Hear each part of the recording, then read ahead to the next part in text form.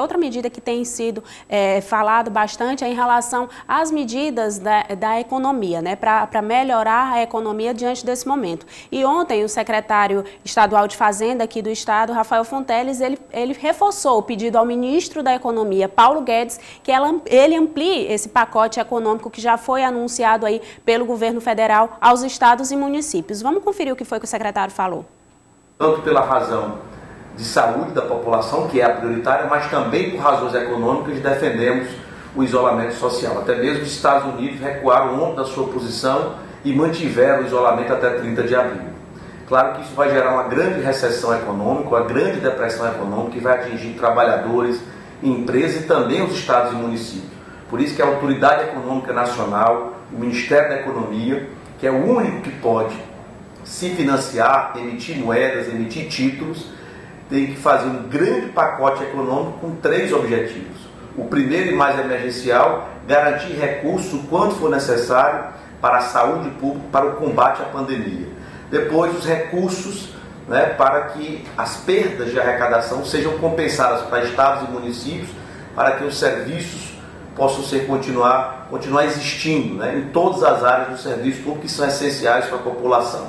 Outra linha também ajudando trabalhadores que não vão ter como ter o seu sustento e também podem perder eventualmente seus empregos, como também as empresas para que elas sobrevivam a essa grande recessão econômica.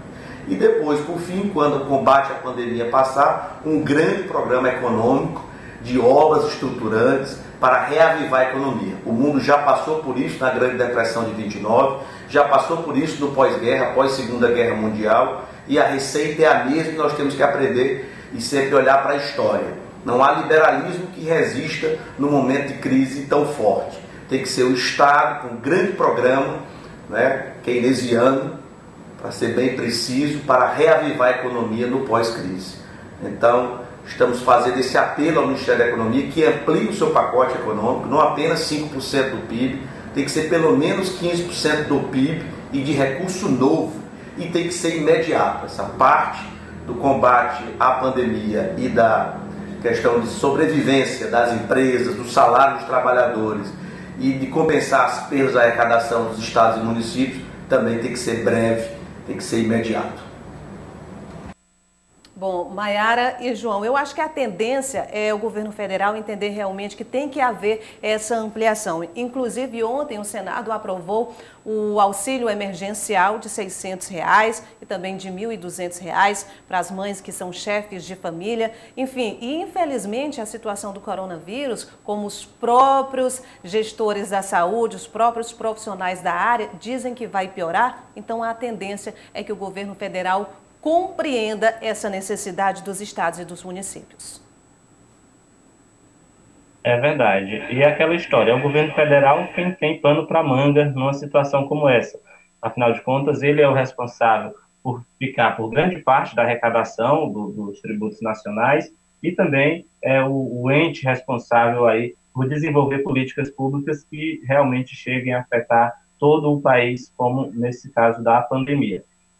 Só relacionada ao auxílio aprovado ontem, né, o Senado decidiu aprovar por unanimidade o projeto da mesma forma que ele veio da Câmara dos Deputados, até para que não tivesse que passar por uma nova votação. Então o projeto foi aprovado, agora vai seguir para a sanção do presidente Jair Bolsonaro, que precisa elaborar um decreto regulamentando como é que esse dinheiro vai ser distribuído, vai realmente chegar na mão das famílias, e também de uma medida provisória liberando o valor de recursos para o programa. A expectativa é que as 3 parcelas tenham um custo de 60 bilhões de reais, portanto é um valor realmente bem alto, e beneficia aí cerca de 30 milhões de brasileiros que realmente estão nessa situação, sem carteira assinada, são autônomos, são pessoas que precisam daquela renda diariamente e que hoje estão sem ela exatamente por conta do isolamento social. Há uma discussão lá no Senado de que é possível fazer alterações ainda nessa questão, mas com um novo projeto de lei para incluir outras categorias, para incluir outros trabalhadores, outro tipo de trabalhador. Então, essas novas categorias não foram incluídas exatamente para evitar que o projeto tivesse que voltar para a Câmara dos Deputados. Só em relação ainda à questão do secretário Rafael Fonteles, é que, inclusive, está hoje na edição impressa do Jornal O Dia, ele garantindo que não há risco de atraso salarial, né, dos servidores públicos estaduais. O governo federal se comprometeu em manter a mesma receita do Fundo de Participação dos Estados, com base no ano passado, de 2019, portanto, o governo federal vai completar o que ficar faltando de dinheiro do Fundo de Participação dos Estados. Os estados vão sofrer, então, apenas com a queda de ICMS, porque, de fato, com uma circulação menor de mercadorias, a arrecadação acaba caindo, mas nada que afete o pagamento da folha salarial, segundo o próprio secretário de Fazenda, Rafael Fonteles.